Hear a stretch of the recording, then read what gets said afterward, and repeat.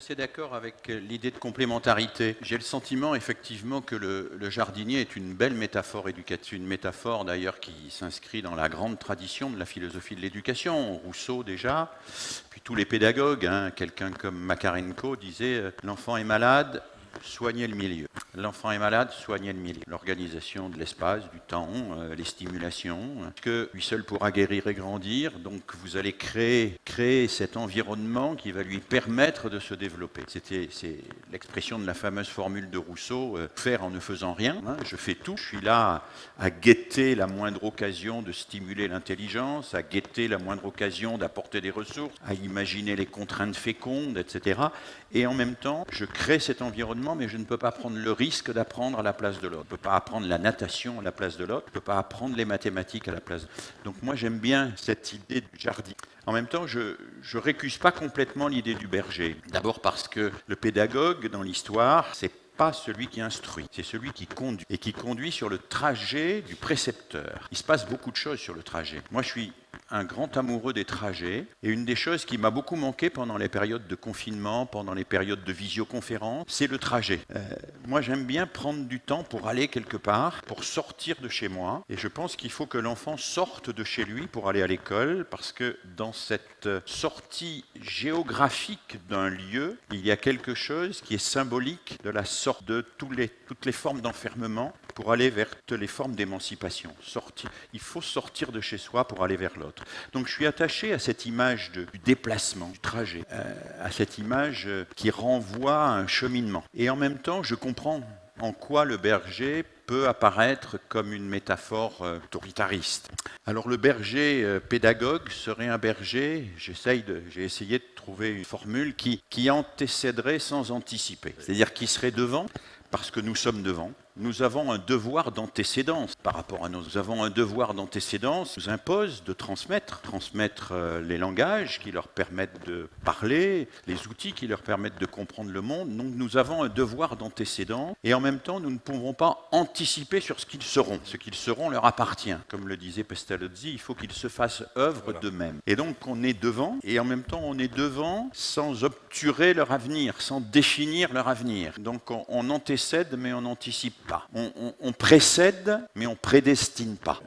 Précéder sans prédestiner, c'est compliqué. Oui. C'est compliqué. Et puis alors, je voudrais rebondir d'un mot sur ce que vient de dire Abdenour à propos des cases et de l'emploi du temps. J'ai recherché avant de venir, les premiers textes sur les emplois du temps scolaires. Alors, les premiers textes sur les emplois du temps scolaires datent de Jean-Baptiste de Lassalle. Jean-Baptiste de Lassalle, le fondateur de ce qu'on a appelé le modèle simultané, c'est-à-dire l'inventeur de la classe, 20 à 30 personnes qui sont à peu près du même âge et du même niveau, et qui sont censés faire à peu près la même chose en même temps. C'est un modèle qui n'est pas éternel, il n'y a pas de Dieu sur un mont du Sinaï quelconque aurait expliqué que toutes les écoles fonctionneront de toute éternité avec des classes de 30 élèves du même âge et du même niveau qui font tous les jours la même chose en même temps. Une construction historique née globalement au XIXe siècle, qui s'est construite en amont, mais qui stabilisée au début du XIXe siècle et qui a été stabilisée non pas par Jules Ferry, mais par Guizot. Et non pas pour émanciper le peuple, mais pour le gouvernement. Le problème de Guizot, c'était, disait-il, le gouvernement du peuple, pas l'émancipation. Et Guizot s'est inspiré de Jean-Baptiste de Lassalle. Alors j'ai cherché à quel moment Jean-Baptiste de Lassalle définissait l'emploi du temps et ce qu'il en disait. Pourquoi un emploi du temps strict est nécessaire? Pour que pas un instant ne soit laissé à l'abandon, pour que tout soit prévu à l'avance, pour que chacun ne parle qu'à son tour et que rien ne vienne troubler l'ordre immuable des études. Voilà. Pour que tout soit prévu à l'avance, pour que chacun ne parle qu'à son tour et que rien ne vienne troubler l'ordre immuable des études. Alors ça, alors que nous sommes dans les rencontres pour le vivant, agir pour le vivant, c'est le contraire du vivant. Tout prévoir à l'avance, c'est la mort. Seigneur, j'ai tout prévu pour une mort si juste. On peut prévoir la mort, mais le vivant, c'est ce qui ne se prévoit pas complètement. C'est ce qu'on peut antécéder, mais qu'on ne peut pas anticiper. Voilà. Et c'est la raison pour laquelle, en même temps, nous sommes obligés de remplir des cases, mais nous avons probablement toujours besoin de ne pas nous enfermer derrière des grilles. Et la transformation des cases en grilles, c'est quand même quelque chose qui est une spécialité de l'éducation nationale. Mais ce que je voulais dire sur la question, pareil, tu as pris l'exemple d'Avé Femme Sauvage, ça c'est extrêmement intéressant. C'est le docteur, et je crois que c'est le docteur Itard, qui avait tout un protocole d'enseignement technique de cet enfant sauvage, ne savait pas parler, rentre dans la société, intègre la société humaine, apprennent le langage. Donc il y avait toute une liste de ce qu'il fallait faire précisément, c'était des techniques pédagogiques. Voilà. Et bien, finalement, c'est pas le docteur Itard, avec toute cette liste, ce protocole éclairé, certes, qui a réussi à faire que cet enfant a appris à parler, c'était sa gouvernance. Il n'a pas appris à Il n'a pas appris à parler, mais enfin, il s'est réintégré plus par les mots, par sa gouvernance, qui était bon, le bain affectif, la parole était portée par un simple fonctionnement utilitaire, par une simple utilité. Voilà, donc c'est aussi ça qui a fait qu'il est prêt finalement. Voilà. C'est un peu ce que je voulais dire sur l'importance de ce qui n'est pas forcément reconnu dans l'éducation nationale. Le lycéen aujourd'hui est quand même porté par une ligne, il doit intégrer la société, il doit s'adapter à une société précise. Il a peu de chances de la remettre ou la déconstruire dans les systèmes. Il y a quand même une espèce de fonctionnalité, comment dire, assez balisée. Merci Sophie. Deux petites choses peut-être par rapport à ce que vous dites. Alors moi, je souhaiterais d'abord revenir un petit peu en arrière. Je crois qu'on n'a pas encore fait totalement justice au berger. Je pensais à ce que tu disais, Philippe, le berger, devant, derrière. Moi, je dirais qu'il est plutôt derrière, le berger, que devant. Pour deux raisons. D'abord, une raison d'observation, c'est-à-dire que quand vous voyez dans les estives un berger avec son troupeau, bon, il est pas, la plupart du temps, il n'est pas devant en train de guider ou d'emmener quelque part. Il est là, il a une présence bienveillante, attentive, extrêmement attentive, mais il est plutôt derrière, c'est-à-dire qu'il est plutôt au soutien. Mais symboliquement, et c'est symboliquement que ça me paraît le plus intéressant, pour moi, ça veut dire que quand on aide dans la position du professeur socratique, je dirais, l'élève à aller à la découverte de lui-même, ou l'homme à la découverte de son âme, comme dirait Carl Gustav Jung, comme il le disait autrefois, on ne se met pas devant, on se met derrière, ou en dessous. C'est-à-dire qu'on est dans une position qui est une position de service, une position de soutien, et on ne se met pas devant, c'est-à-dire que symboliquement, on ne dit pas on ne dit pas à la place de l'individu qui est en train de se découvrir, qui est en train de se chercher, où il doit aller. On ne lui indique pas, a priori, une direction. Ça me paraît très important et en même temps très difficile. Ça, c'est le premier point. Deuxième point, alors je laisse le berger de côté, quand on parle d'emploi du temps, et je t'écoutais parler d'emploi du temps, et ça me faisait penser, cette citation que tu donnais, à quelque chose que je prends dans un tout autre contexte. Vous vous souvenez de Bergson, dans son petit livre sur le rire, qui disait, le rire, comment est-ce qu'on le provoque? Le rire, il disait, c'est du mécanique plaqué sur du vivant. J'aime bien cette expression. Moi, je trouve aussi que l'emploi du temps, tel qu'on l'a conçu, c'est du mécanique plaqué sur du vivant.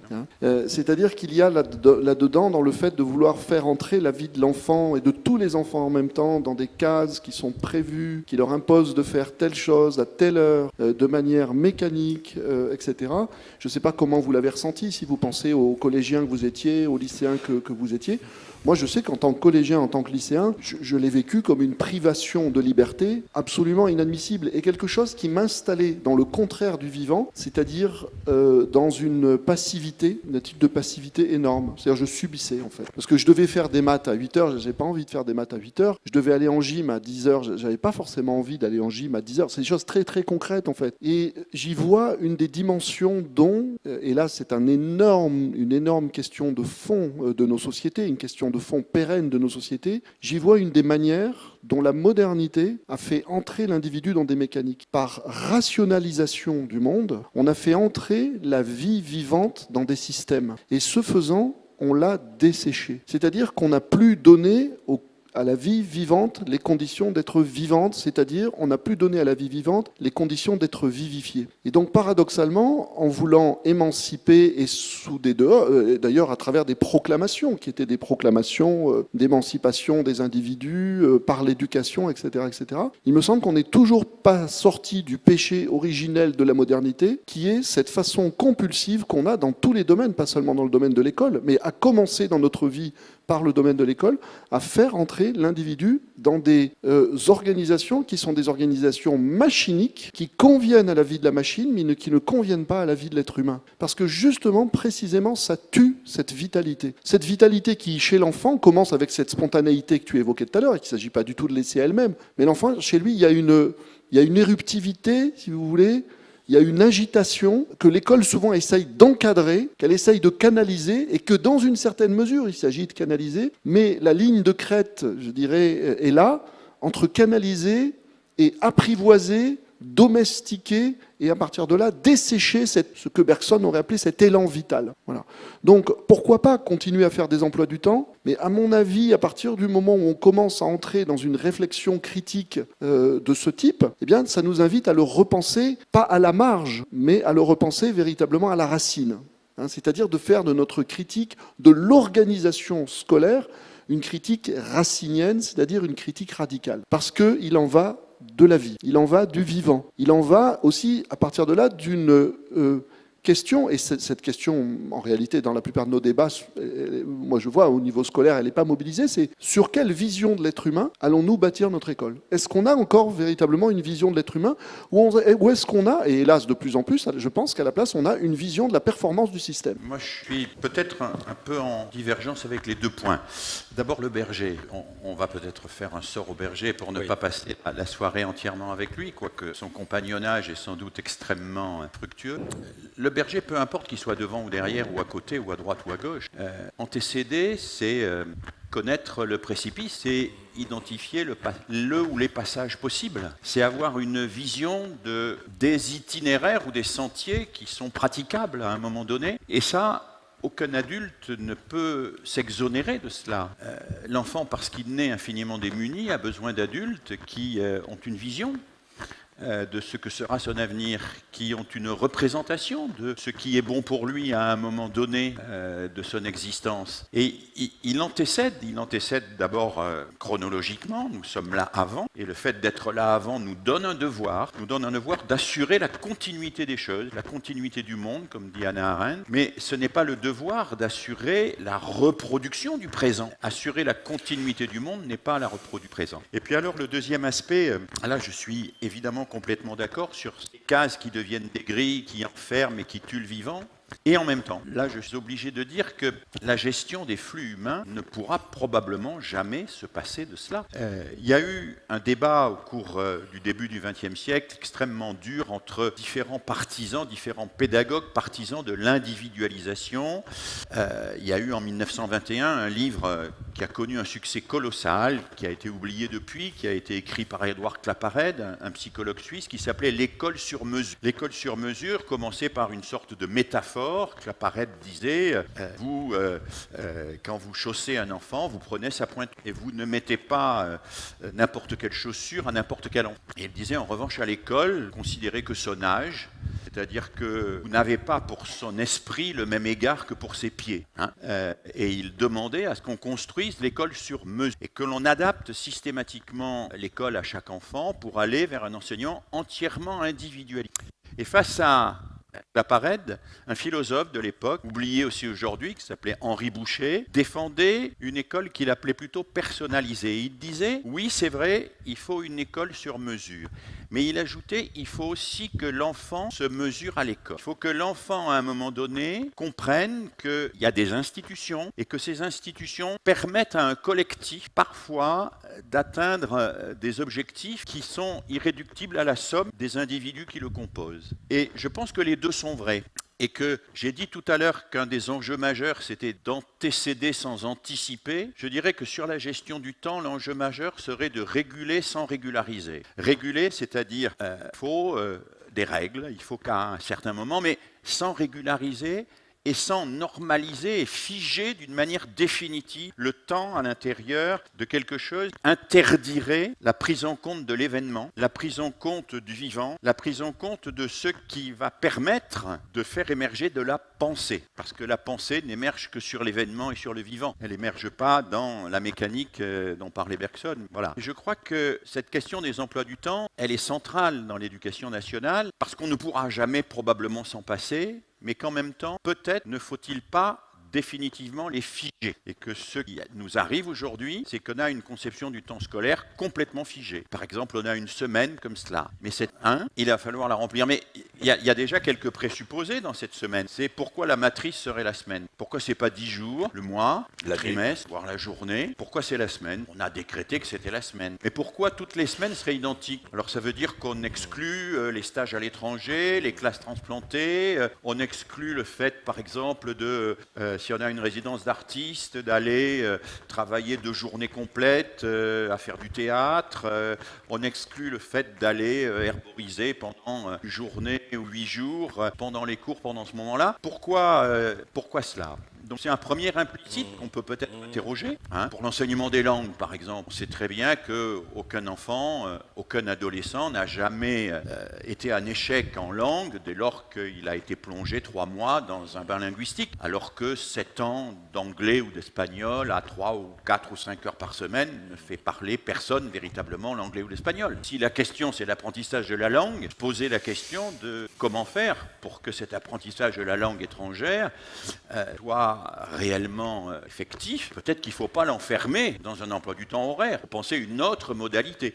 Peut-être qu'il faut mettre les modalités au service des finalités et non l'inverse. Peut-être qu'il faut mieux ne pas éroder nos finalités pour les faire rentrer dans les modalités. Voilà. Et puis il y a d'autres implicites. L'implicite majeur de cela, c'est l'existence même de la classe. Pourquoi l'enseignement serait-il organisé par classe? Alors j'entends bien aujourd'hui, c'est pas ma sensibilité, mais j'entends bien ceux qui totémisent le numérique et expliquent que la classe est morte parce que nous allons vers un système où chacun sera devant son écran. Tous les écrans seront connectés à un grand serveur, probablement situé sur les îles Caïmans pour être défiscalisé. Et voilà. Et puis les GAFAM feront de ce qu'on appelle de l'enseignement programmé, du learning analytique, c'est-à-dire analyseront le fonctionnement cérébral de chaque humain pour proposer à chacun d'entre eux les programmations les rigoureuses au plan didactique. C'est pas chouette, mais si on ne cherche pas une alternative autre à la classe que nous connaissons aujourd'hui, on voit bien que les intérêts financiers, industriels tellement colossaux, que la pandémie aidant,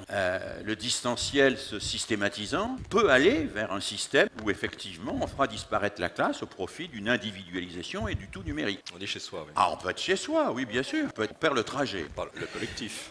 Mais juste, je termine en disant que la classe telle que nous la connaissons, je n'ai pas le temps de le développer, mais il me semble qu'elle a historiquement fait son temps. Elle a été extrêmement utile à un moment donné pour rendre efficace un système qui s'est massifié très vite et qu'il fallait organiser. Aujourd'hui, est-ce que c'est certain qu'on apprend mieux dans une classe si les gens ont le même âge et le même niveau? La plupart des psychologues vous diront non. On apprend mieux dans des classes pluriniveaux, en s'entraidant, quand les plus grands aident, quand on échange des savoirs, quand ceux qui sont compétents dans tel domaine vont qui aux autres. Et on a tort de mépriser tout cela parce que c'est absolument déterminant dans le développement d'un enfant. Est-ce qu'on apprend mieux par module d'1 heure, de 2 heures? Ou est-ce que parfois il ne vaudrait pas mieux apprendre par module d'1 journée et puis aussi avoir des modules de 10 minutes? Est-ce qu'on apprend mieux par 30? Est-ce qu'il ne vaudrait pas mieux apprendre par des conférences où on pourrait être 500 et puis des petits groupes de 10 où on reprendrait ce qui a été dit dans les conférences en faisant verbaliser chacun? On pourrait imaginer ça. On pourrait imaginer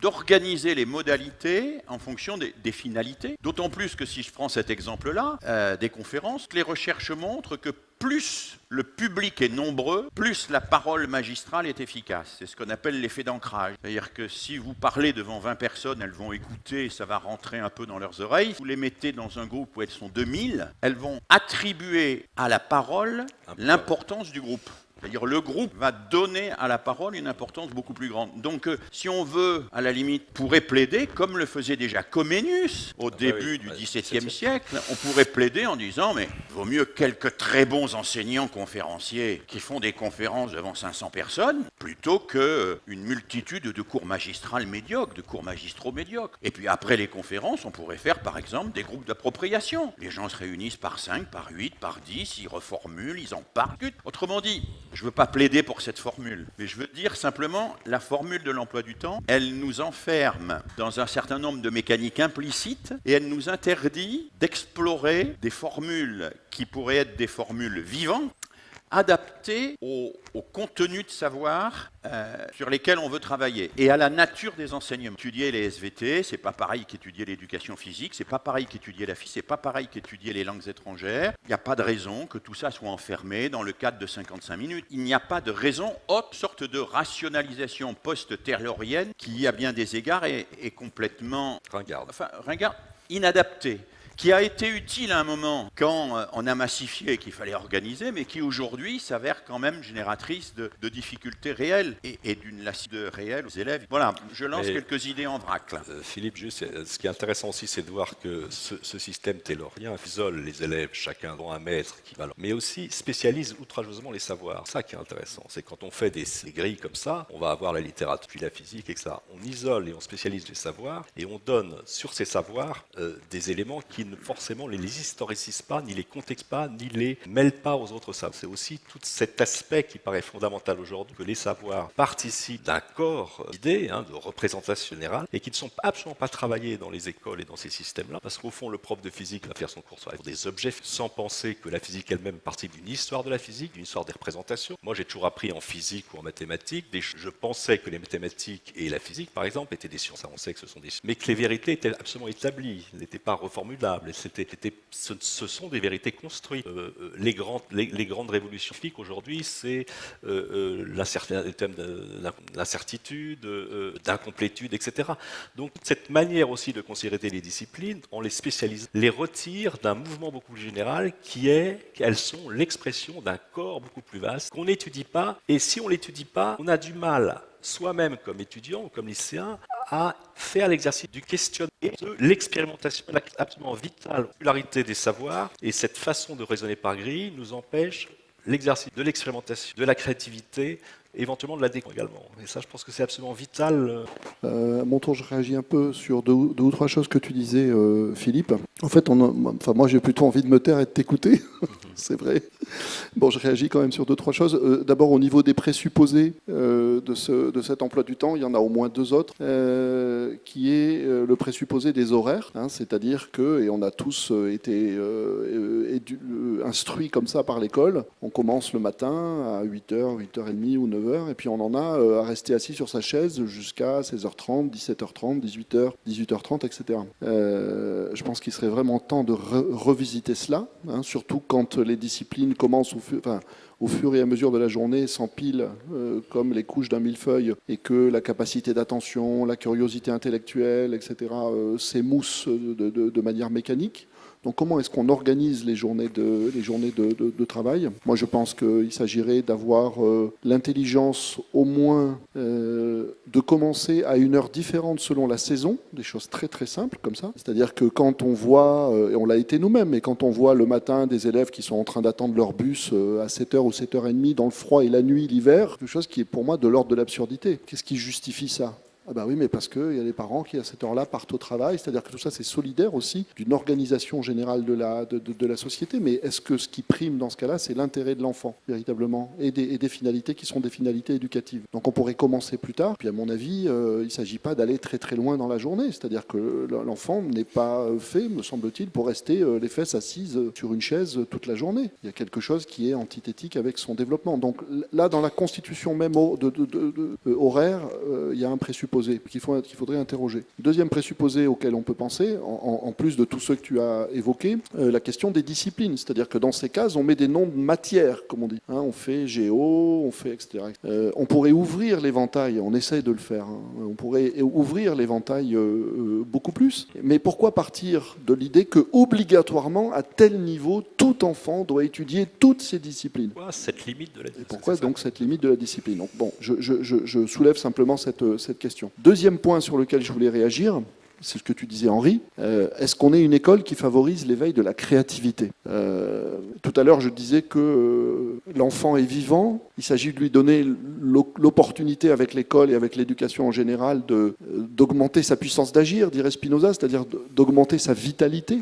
Et pour moi, cette vitalité, elle est transmise et elle est vivifiée par les liens. Le lien à soi, le lien à l'autre, le lien à la nature. La créativité, c'est le lien à soi. C'est ce qu'on est capable d'exprimer de soi. Donc, est-ce qu'on est une école qui se soucie du lien à soi, qui va s'exprimer, tu dis, dans la créativité, qui va s'exprimer dans la motivation, qui va s'exprimer dans la capacité d'initiative, prendre des initiatives, qui va s'exprimer dans la capacité à prendre la parole, qui va s'exprimer dans l'esprit critique. Est-ce qu'on est une école véritablement qui développe l'esprit critique, qui encourage à la prise de parole, qui encourage l'initiative, la prise de responsabilité, qui sait déclencher la motivation en excitant la curiosité de l'élève, et pas seulement une curiosité momentanée, mais une curiosité profonde, une curiosité durable. Est-ce qu'on est dans une école qui se soucie de développer suffisamment le lien à l'autre, la qualité du lien à l'autre, cet autre lien qui nous vivifie? Le lien à l'autre, c'est la relation de respect, la relation de tolérance, la capacité d'empathie, se mettre à la place de l'autre.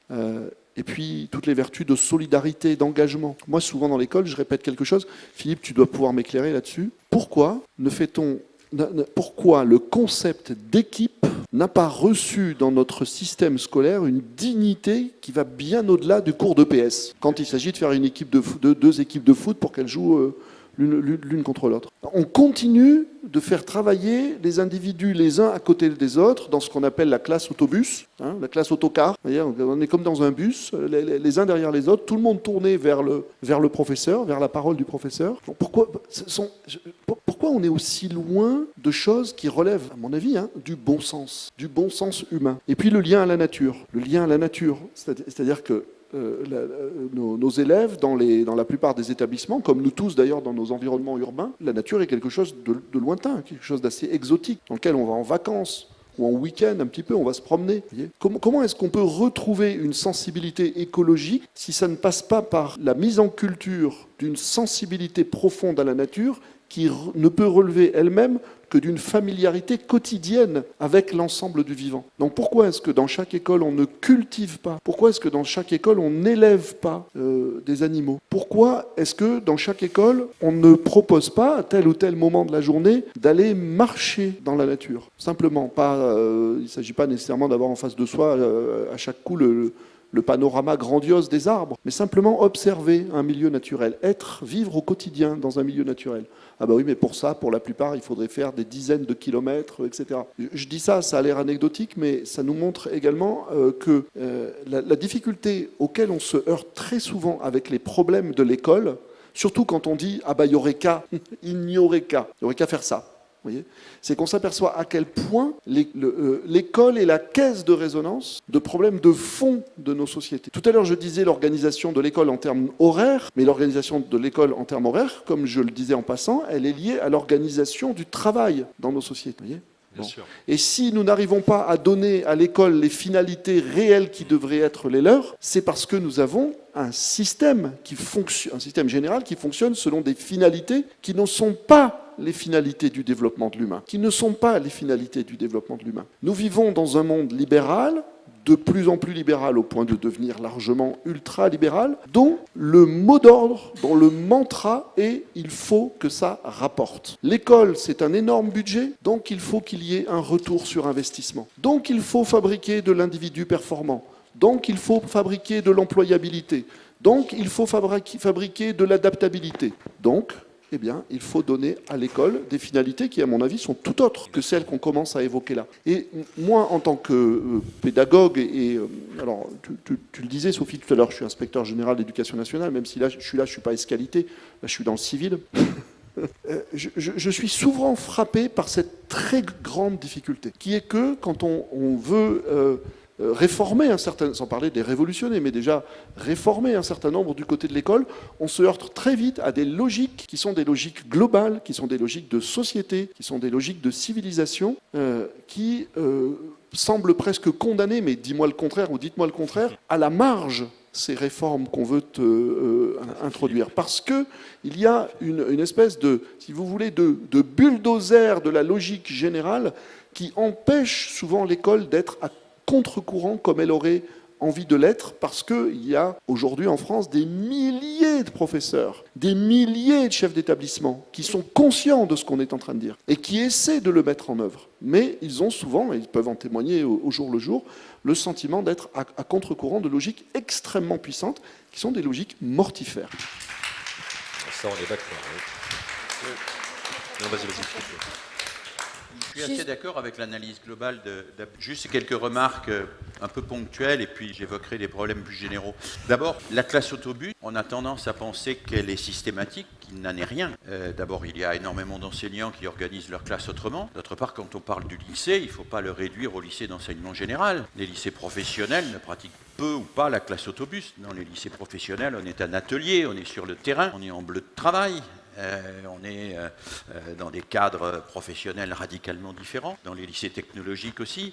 Et ça, c'est un des défauts majeurs de notre mode de pensée, c'est qu'on réduit toujours les systèmes à ce qui, au sein des systèmes, apparaît le plus prestigieux. C'est-à-dire, quand on parle du lycée, eh bien, on réduit le lycée au lycée général, et en particulier au lycée général des sections prestigieuses, voire de ceux qui préparent les classes préparatoires aux grandes écoles. Il y a quand même 25% des enfants qui sont en lycée professionnel. Il y en a 10% à 15% qui sont en lycée technologique.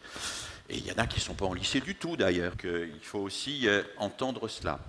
Le deuxième élément, c'est sur l'interdisciplinarité. Moi, je suis très partisan de l'interdisciplinarité, mais je crois que l'interdisciplinarité ne peut pas se passer des disciplines. Je crois que nous avons besoin de gens qui connaissent et qui maîtrisent les disciplines. Je pense qu'il faut des gens qui connaissent la physique et qui sachent quel est le statut de la preuve en physique. Des gens qui aient travaillé la littérature et qui connaissent quel est le statut de la vérité en littérature, qui n'est pas le même que le statut de la preuve en physique. Il faut qu'il y ait des gens qui soient spécialistes d'éducation physique. Il faut qu'il y ait des gens qui soient spécialistes de géographie et qui sachent montrer à quel point une carte est particulièrement émancipatrice et que c'est une entrée dans le symbolique qui permet de penser le monde d'une manière extraordinaire. Donc moi, je crois à l'importance des disciplines. Mais ce n'est pas parce que les disciplines sont importantes qu'il ne faut pas qu'à certains moments, elles convergent autour d'objets communs. Une des rares choses que je crois avoir fait de pas trop mal dans ma vie, c'est en 1998 d'avoir, pour de la réforme que nous avons proposée à ce moment-là, mis en place ce qu'on a appelé les travaux personnels encadrés. Les travaux personnels encadrés,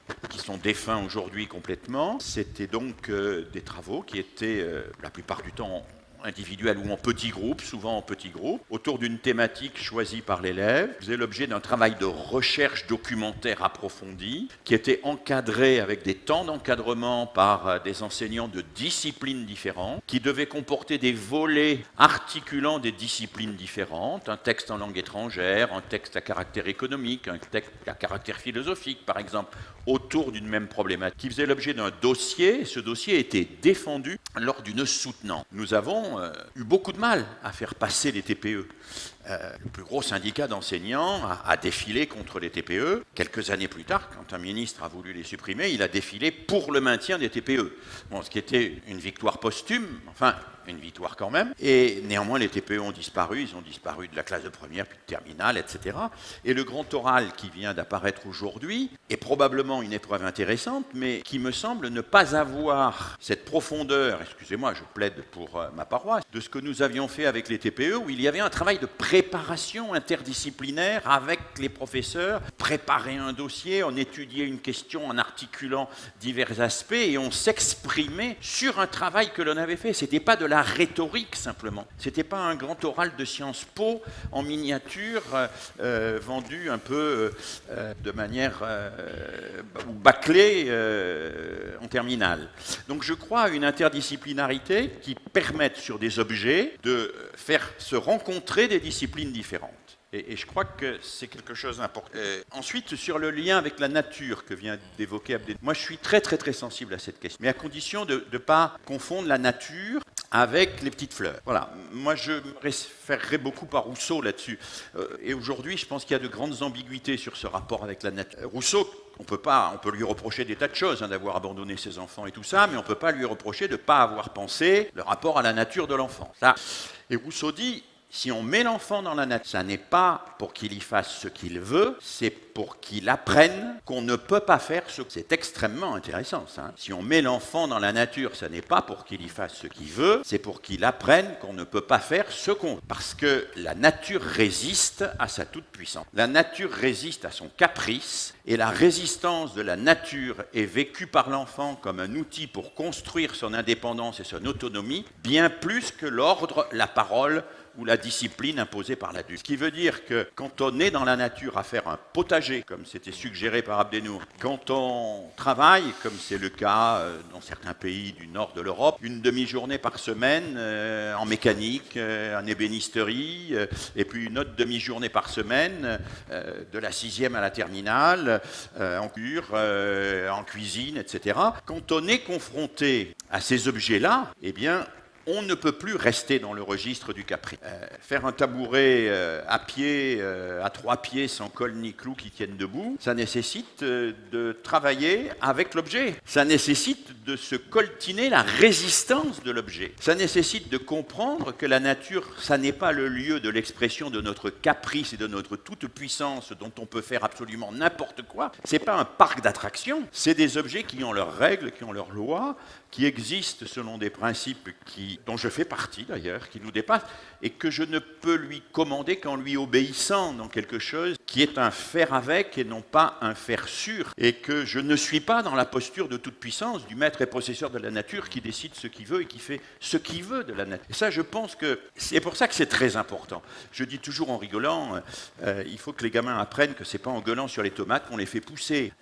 Ça peut paraître anecdotique, ça, mais c'est très important. La colère, l'énervement, et même si nous y cédons plus souvent qu'à notre tour, ne résout pas les problèmes et ne fait pas avancer le monde. Il faut qu'on découvre que pour faire pousser des tomates, il y a des règles, et que ces règles, elles ne sont pas exclusivement en moi. Je dois les comprendre, les étudier, les regarder. Voilà. Et puis, je voudrais ajouter une dernière chose sur ce rapport avec la nature, et je m'arrête. Je crois que le rapport avec la nature, on ne le sépare pas du rapport avec la culture. On ne peut découvrir la nature que par la culture et vice-versa. Je pense que vous savez que le nombre de mots qu'ont les Esquimaux pour dire la neige, c'est pareil. On ne peut voir la nature que si on a des mots pour le dire. Je pense qu'on voit mieux la mer quand on a lu Le cimetière Marraine Valérie. Je pense qu'on comprend mieux l'émotion que l'on a à traverser un bois quand on a lu Baptiste Morisot. Je pense qu'il y a quelque chose dans la nature qui n'est pas complètement spontané. Cette idée qu'il suffirait de plonger l'enfant dans la nature et que spontanément il y a une espèce d'osmose, je pense que c'est en grande partie une illusion. C'est vrai pour quelques enfants toujours. C'est vrai pour les enfants qui ont eu la chance d'avoir des parents qui les ont amenés dans la nature, qui leur ont fait comprendre comment elle marchait, comment elle fonctionnait, qui pouvaient la respecter, qui ont fait des cabanes avec eux, qui ont fait des tas de choses. Mais pour les autres enfants, c'est pas vrai. La nature, il ne suffit pas de mettre des gens au bord de la mer et de leur dire à quoi ça vous fait penser. S'ils n'ont pas de mots pour penser, on ne pense pas sans mots. Hein, on ne pense pas sans mots. On ne peut pas penser la nature sans la biologie, sans la botanique, sans la poésie, sans l'écologie.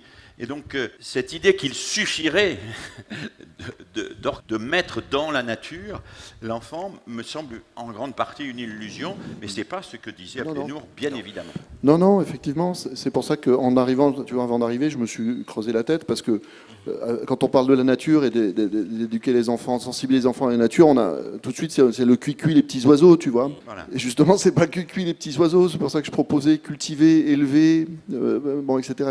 Il y a deux autres choses aussi que je réagis à un certain nombre de choses que peut-être Henri, tu veux réagir. Quand tu auras fini de réagir, je réagirai. D'accord. Mais vas-y si tu veux, Sophie, puis je ferai après. Je t'en prie. Comme vous voulez, parce qu'on était en train de se dire avec des petits signes, si on parle aussi avec nos corps, tu vois, sur cette critique radicale que vous faites de l'emploi du temps, donc dans cette recherche de racines aussi. Moi, j'y entends un emploi du temps comme une autre temporalité. D'autres temps, d'autres lieux, d'autres manières de travailler par l'équipe. Beaucoup l'idée de l'équipe.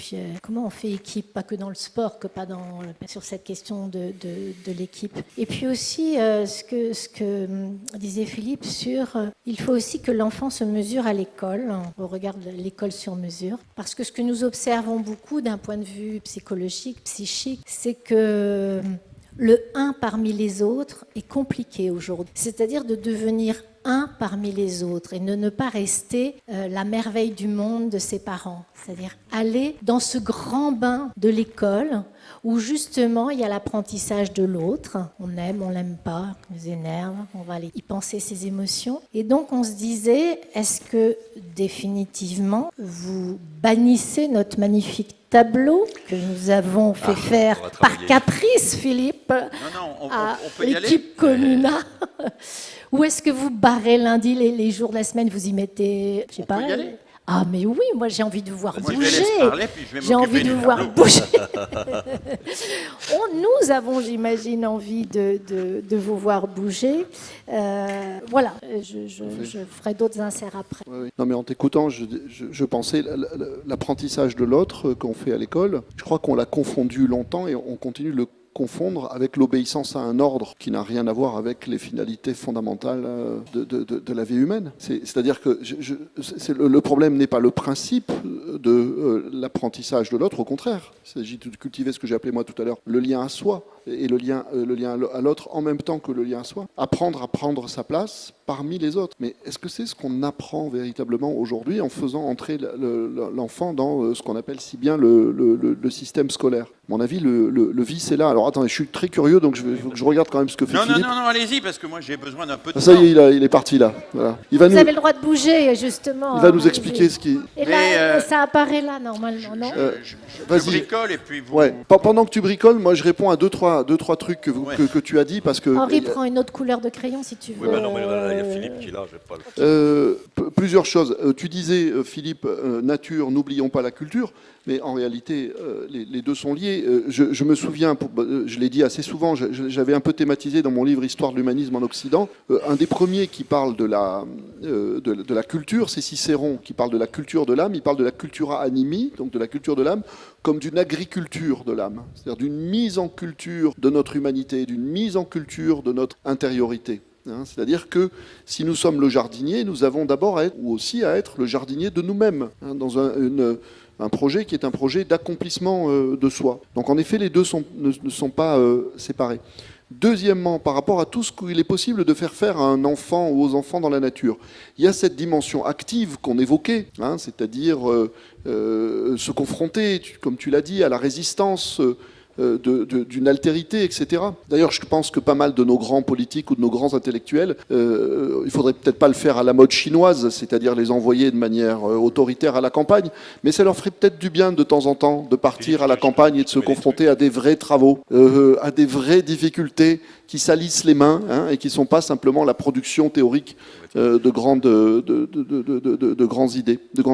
Non, ce que je voulais dire, c'est que en plus de cette confrontation active à la nature, il y a quelque chose aussi qu'on a, à mon avis, perdu et dont on aurait besoin, c'est toute la dimension contemplative. Faites l'expérience. Regardez, là, on vient de passer, un certain nombre d'entre vous ont été en vacances, parce que c'était l'été. J'espère que vous avez pu prendre des vacances. Combien se sont, dans la nature, vraiment arrêtés? Vraiment arrêtés. On n'a pas juste fait une photo avec son smartphone en passant parce qu'on trouvait un truc super beau. Après, c'est réalisé. Je me suis arrêté, j'ai regardé, j'ai senti, j'ai médité. J'étais devant un petit peu d'eau qui coulait, j'ai médité. Pas forcément d'une méditation qui est une méditation qui engendre des grandes réflexions, mais c'est-à-dire que j'ai véritablement essayé d'approfondir mon ressenti, de ressentir un lien ou une connexion profonde avec ce que je suis en train de regarder. Ce que fait Rousseau, ce que décrit Rousseau, tu parlais beaucoup de Rousseau, dans les rêveries d'un promeneur solitaire. Donc est-ce que nous savons prendre le temps de cette contemplation de la nature? Pour tous nos ancêtres, dans toutes les civilisations, la familiarité de la nature, c'était l'opportunité contemplative, méditative, de se mettre à l'écoute de quelque chose de prodigieux, qui n'est pas une chose justement, qui est un grand vivant, qui nous donne sans arrêt des leçons de générosité, de prodigalité, de cruauté, c'est-à-dire qui nous invite à méditer sur une puissante sagesse qui échappe à toutes les catégories de la morale, du psychisme ou de la logique humaine. On est en face de quelque chose qui est prodigieux, d'une intelligence qui est absolument prodigieuse. On n'est pas obligé de le dire à la manière religieuse, on n'est pas obligé de penser qu'il y a un dieu horloger, comme disait Voltaire derrière. Mais pourquoi est-ce qu'on ne cultive plus ça ? Pourquoi? Et quel est le préjudice à partir de là que ça ne soit pas plus présent dans nos éducations? Enfin, je termine. Ils sont à fond là. Alors là, ils sont à fond. Prends un crayon, ça y est. Ouais. Non, là, excusez-moi, mais c'est vraiment la rentrée des classes. Donc. Vous nous avez pas dit si vous gardiez lundi, mardi, mercredi, jeudi, ou si on passait à un découpage de saison. Donc on fait. Donc on vous laisse quelques minutes pour regarder et on fait donc une interro surprise à la fin. Alors c'est noté. Je suis désolé, mais ça n'est pas éliminatoire. hein, vous êtes en contrôle continu, bien entendu, hein, etc. Non, je plaisante. Non, je dis une dernière petite chose, après on regardera ce qu'ils sont en train de faire, mais je réagis aussi à ce que tu disais, Philippe, par rapport aux disciplines. Bien entendu, il ne s'agit pas de jeter le bébé avec l'eau du bain, mais quand on prend l'exemple des TPE que tu prenais, j'approfondis un petit peu. Qu'est-ce qui est de mon point de vue, particulièrement intéressant. Vous proposez à l'élève de choisir un sujet. Si l'élève choisit un sujet, ça veut dire qu'il va choisir quelque chose qui l'intéresse. Et je crois que la matrice de l'intelligence, c'est toujours le désir. C'est-à-dire qu'à partir du moment où il est intéressé par son sujet, il est excité par son sujet, il va chercher presque spontanément, où il faudra simplement, à des moments clés, peut-être le stimuler un petit peu ou nourrir sa curiosité, nourrir son désir, nourrir son appétit. Spontanément, il va chercher dans une multitude de directions. C'est-à-dire que s'il prend un sujet qui est un sujet d'histoire, il va naturellement aller vers des connaissances scientifiques, il va aller naturellement vers des interrogations philosophiques, il va aller nécessairement vers des questions de société. C'est-à-dire qu'en faisant une seule discipline, il va en faire plein à la fois. Vous voyez, c'est-à-dire qu'à partir du moment où la porte d'entrée est bonne, on n'a pas nécessairement à lui faire 1 heure de physique, 1 heure de maths, 1 heure d'histoire, 1 heure de ceci, 1 heure de cela. Tous les chemins mènent à Rome, ou plus exactement, avec un seul fil, on peut en tirer une multitude à condition que ça soit le bon fil. Et ce fil, c'est le fil de la curiosité. Et le fil de la curiosité, c'est le fil de l'intérêt personnel. Pourquoi est-ce qu'on ne fait pas davantage confiance à ce désir personnel de l'élève? Et s'il n'existe pas si spontanément que ça, pourquoi est-ce qu'on n'a toujours pas cultivé dans nos formations de professeurs l'art de stimuler, c'est-à-dire de déclencher cet appétit, ce désir, cette curiosité? Voyez, voilà pourquoi on préfère à la place, je pense, parce que c'est la solution de facilité, mais c'est la solution de mort, en réalité, plaquer un certain nombre d'intérêts obligatoires qui ne seront jamais des intérêts véritables, parce que ce ne sera jamais qu'une somme de contraintes, qui va, au contraire de ce que je présentais précédemment, étouffer la curiosité, étouffer l'envie. Voilà. Bon, eh ben, dis donc là... J'ai mis rugby pour toi. Ah, t'as mis rugby pour moi. Alors, vous savez... Il faut que vous regardiez tous les trois, il faut que vous ayez un accord sur ce que vous allez nous proposer à minima. Je dis juste un truc en voyant là. Je viens d'écrire un bouquin qui s'appelle Génie de la France, mais ne chantez pas la Marseillaise, dans lequel je parle beaucoup de la laïcité et dans lequel je parle beaucoup du vide. Pas dans un sens négatif. Alors, je ne vais pas dire ce que je raconte dans le bouquin, c'est pas l'objet, mais j'aimerais qu'on laisse un peu de vide quand même. Faites attention. Ne remplissez pas tout. Non, on ne remplit pas tout. Les amis. On va expérimenter, on ne remplit pas tout, t'inquiète pas, l'espace vacances et l'espace prodigue. C'est là qu'on a mis là, pas mal, regarde. Mais ça va mieux, Philippe? Comment? C'est bien là. Ah, il y a du vide. Hein. Là, il y a du vide. Mais on a non seulement le vide, mais la possibilité d'en créer, puisqu'il y a un chiffon pour effacer. Notre temporalité, les saisons, les semaines, qu'est-ce que vous... Même le samedi et le dimanche est rempli. On garde les jours... On ne voit pas très bien, nous, mais vous allez nous raconter. Bon, c'est les trajectoires aussi. Hein. On garde les jours parce qu'on se dit que dans un premier temps, pour la rentrée dans 3 jours, 4 jours, c'est plus raisonnable. C'est un peu compliqué de construire l'emploi du temps sur bien autre sûr, chose. Bien sûr. Allô, Jean-Michel. On garde la semaine pour le moment. On garde la semaine pour le moment. Alors moi, je propose que lundi, mardi, mercredi, jeudi, c'est un travail par groupe à l'école et scolaire. Vendredi, c'est un travail avec des intervenants de proximité dans les quartiers autour, avec les artisans, avec les agriculteurs, avec tout ça. On travaille avec les gens de proximité pour découvrir le monde à travers eux. Le samedi et le dimanche, moi, je suis pour l'idée de Condorcet, vous savez, qui proposait que tous les enseignants, le samedi et le dimanche, se transforment en instructeurs de formation continue pour les adultes. Il disait que c'est très malsain pour un enseignant de n'enseigner qu'à des enfants, parce qu'on finit par perdre le sentiment, par avoir un sentiment de toute puissance, etc. Il faut que l'organisation du travail des enseignants, donc il faut les alléger de ce côté-là, si on les fait travailler le samedi et le dimanche, évidemment. Mais l'idée de Condorcet, c'était que le dimanche, parce qu'à l'époque, le samedi n'était pas férié, il proposait que les instituteurs et les professeurs ouvrent l'école. C'est la raison pour laquelle je mets école ouverte à tous, parce que je trouve extrêmement dommage quand même, pour mettre les vacances là aussi, que les établissements scolaires soient ouverts public moins d'1 jour sur 2 par an au total. Donc vous avez des gymnases, des salles informatiques, des médiathèques, tout un tas de trucs, moins d'1 jour sur 2 par an c'est ouvert ça. Hein, c'est tout. Et donc tu l'envoies. On pourrait parfaitement faire de la formation continue, faire des universités populaires, ouvrir aux associations de proximité les écoles, les collèges et les lycées pour que à la fois le week-end, mais aussi pendant les vacances, il puisse se dérouler là toute une série d'activités qui seraient du registre de ce qu'on appelle l'éducation populaire. Voilà. Moi aussi, j'ai mis, alors c'est vraiment très caricatural, hein, j'ai mis culture commune, module individualisé, travail d'équipe, parce qu'il me semble que c'est les 3 éléments qui me structurant au niveau du lycée. Culture commune, parce que je crois qu'un des enjeux majeurs, c'est la construction d'une culture commune aujourd'hui, qui ne nie pas les identités, ce qui ne nie pas les spécificités, mais une culture commune qui permet aux gens de parler de la même chose, et il me semble qu'on pourrait la structurer en 3 parties. Moi, je mets historique, littéraire, tout ce qu'on appelle la littératie, hein, technologique et scientifique et philosophique. Je pense qu'une culture commune philosophique est important, oui, en particulier au regard de tout ce qu'on voit se développer. Culture commune, alors je mets ici, il faudrait faire par exemple, dans ce domaine-là, ce que j'appelle des études ciblées complémentaires, c'est-à-dire on dit à un certain groupe d'élèves, ils vont travailler sur tel sujet, eux vont travailler sur le baroque, eux vont travailler sur le classicisme, travailler sur le romantisme, eux vont travailler sur le modernisme, et puis on fait des groupes de 4 où on permet à ceux qui ont travaillé sur chacun des aspects d'expliquer aux autres. On fait de la coopération systématisée, en demandant à chacun de faire part aux autres de ce qu'il a appris dans le domaine où il s'est spécialisé.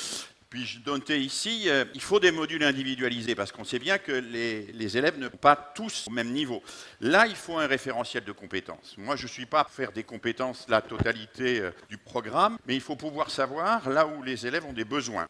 Et il faut que ce référentiel de compétences permette d'avoir un tableau de bord et de constituer des groupes de besoins, qui pour moi ne sont pas des groupes de niveau. Par exemple, si dans les compétences, il y a être capable de faire un exposé oral avec un plan sous les yeux, en s'exprimant 15 minutes et sans avoir peur de l'auditoire, eh bien, on va faire un groupe autour de ça. C'est un besoin que partagent un certain nombre d'élèves. Là, on peut regrouper ça. Et puis, je pense qu'il faut un temps, alors ça peut s'inverser, hein, de travail d'équipe, autour, par exemple, de quelque chose comme les TPE, autour de quelque chose comme une enquête, ou autour de quelque chose comme une recherche, par exemple, une recherche commune, qui concrétise cette notion d'équipe. Et là, je partage totalement ce que disait Abdenour. Voilà, moi, ce que j'ai écrit en vitesse. Hein. Abdenour, Henri, parce que ce qui serait bien, c'est que tous les 3, puissiez nous dire quand vous considérez que vous avez fait votre première étape de réflexion et qu'on peut demander au public, peut-être même... Attends, moi j'ai juste une question peut-être à Philippe par rapport à ça. Tu as déjà eu l'opportunité de faire ce tableau ou pas? Parce que tu as donné, je pense, des centaines de conférences, tu as fait des milliers de formations, etc. Est-ce que tu l'as déjà fait de manière, je dirais, aussi... Je vais employer un mot très moche, mais aussi systémique. Non, le mot très moche, c'est systématique, mais systémique. On a des projets de ce type dans les cartons. On en a un qui recouvre à peu près ça dès 1967 dans ce qu'on appelle le congrès d'Amiens. Ouais. Alors, c'est pas formulé avec les mêmes termes, mais au fond, j'ai pas inventé grand-chose dans ce projet-là. J'ai repris des choses qui sont dans la littérature pédagogique, si on la regarde d'un peu près et sans œillère, depuis plus de 50 ans. Et est-ce que tu peux nous dire où en est l'état de l'expérimentation et de l'innovation dans l'école aujourd'hui sur ces sujets de fond? Ça, c'est très minoritaire, c'est des tentatives qui sont faites à la marge, ou est-ce que, justement, par rapport à des travaux théoriques qui ont une cinquantaine d'années, il y a un progrès à ce niveau-là? Je peux jouer mon joker là-dessus? Ouais. Ou alors je peux dire, j'ai bien connu, et c'est une note un peu triste, hein, j'ai bien connu et travaillé avec quelqu'un qui est un grand chercheur sur les innovations et les transformations de l'école, qui s'appelait Michael Huberman, qui avait enseigné à Harvard, qui a enseigné à Genève, et qui en 1987, qui a déjà du temps, s'est jeté sous un train en laissant le bureau, là où il travaillait à l'université de Genève, un mot sur lequel était inscrit « Maintenant en éducation, tout a été dit, tout reste à faire ». Et de temps en temps, c'est un peu l'idée qu'on a quand même. C'est qu'il y a beaucoup de choses qui ont été dites. Je partage. Et on se pose la question des résistances, mais aussi de la façon dont les gens qui peuvent réfléchir sur ces questions, y compris à la base, pas simplement les chercheurs, je dis les collègues ici à l'école du domaine du possible travaillent sur une alternative à la forme scolaire, mais les gens qui travaillent un peu partout, on entend assez peu finalement ceux qui inventent des alternatives, qui cherchent les modalités se sont tellement pétrifiés, solidifiés, qu'on les perçoit comme immuables. Voilà. Bon, et on ne les réinterroge plus à l'aune des finalités. Moi, j'aurais envie juste d'ajouter 2 mots, mais je ne sais pas où les mettre. Mais alors, ce que je vais dire, c'est très iconoclaste peut-être. Mais C'est plus rare. le vert, oui, le vert, ça me va bien sûr. Oui. Un mot qui est le mot d'ennui. Je pense ça, que ça. c'est bien de laisser les gens s'ennuyer un petit peu, Merci. les laisser mariner un peu. J'ai des enfants, j'ai eu 5 enfants dans ma vie, série en cours. Et je suis toujours étonné de voir beaucoup de parents, bon après chacun fait évidemment ses choix éducatifs, mais essayer de remplir jusqu'à la gueule l'emploi du temps de leurs enfants. C'est-à-dire dès qu'ils sortent de l'école, il faut absolument les emmener faire autre chose. Il faut qu'ils fassent du poney, il faut qu'ils fassent du piano, il faut qu'ils fassent... etc. Et les enfants arrivent à l'âge de 15-16 ans et les parents sont dégoûtés, ils disent mais je comprends pas, je lui ai fait faire tellement de trucs, aujourd'hui il s'intéresse à rien. 3 points de suspension. Et au contraire, je vois comment, j'ai pas de laisser l'enfant s'ennuyer indéfiniment, mais comment dans le temps d'ennui, c'est-à-dire où l'enfant est laissé à lui-même, livré à lui-même sans être abandonné à lui-même, il a cette opportunité, grâce à ce vide, et c'est pour ça que j'ai évoqué en réalité la notion de vide entre autres, je vais l'évoquer aussi à un autre égard, il a cette opportunité d'apprendre à tirer quelque chose vraiment de lui-même, c'est-à-dire à construire son activité, à s'occuper. On a tous, quand on y pense, été petit et on a tous en tête ces moments où ben voilà, il n'y avait pas grand-chose à faire, où ça pouvait être ressenti de manière douloureuse, mais quand on y songe à 2 fois, il y a une vertu vraiment profonde de ces moments. Parce que dans ces moments-là, rien ne nous sollicite de l'extérieur, et donc le seul moyen de faire quelque chose, c'est d'avoir l'initiative, d'avoir une idée, de se donner à soi-même une idée et quelque chose à faire, quelque part où aller, etc. Donc il y a l'ennui. Et puis le deuxième mot, mais vous allez voir, effectivement, c'est une autre catégorie concrète du vide, je dirais, que je rajoute, mais j'ai scrupule à remplir les cases, tiens, je vais le mettre à l'autre bout, c'est le silence. C'est-à-dire que là-dedans, il y a de l'action, il y a de la parole, etc. Et quelle est la vertu des temps, je ne vais pas dire méditation, c'est un mot qui est clivant aujourd'hui, même s'il est très, très, très à la mode, pas dire qu'il faut faire de la méditation aux enfants. Je peux le dire comme Frédéric Lenoir, avec son association Sève, on peut les amener à une pratique de l'attention. Mais l'important, me semble-t-il, c'est vraiment des moments de silence, c'est-à-dire des moments de calme personnel, des moments de calme intérieur, où on n'est pas toujours en train d'apprendre quelque chose, pas toujours en train de faire quelque chose, etc., etc. Mais on apprend peut-être dans le silence à se mettre à développer une qualité d'écoute particulière. D'écoute à l'intérieur, d'écoute à l'extérieur. Dans ce temps de silence, on se contente de respirer. Dans le fait de respirer, il y a en réalité le vivant fondamental, l'acte fondamental du vivant. Voyez.